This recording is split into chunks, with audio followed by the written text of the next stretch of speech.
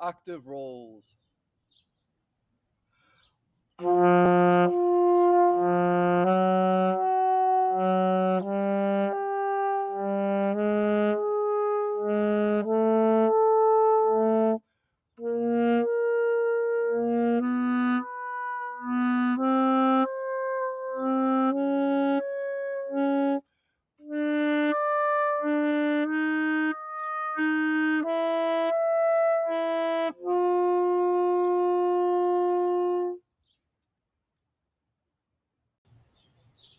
The Octave Rolls warm-up exercise is meant for saxophone players to practice rolling their thumb on and off of the octave key while creating a seamless sound in between notes.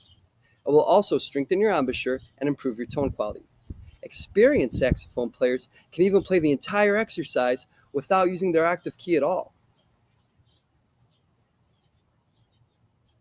Please consider sharing this video with your friends in the saxophone section. I will be creating new videos for the other instruments during the school year. Subscribe to my channel and click the bell if you would like to know when I post these new videos. Thank you.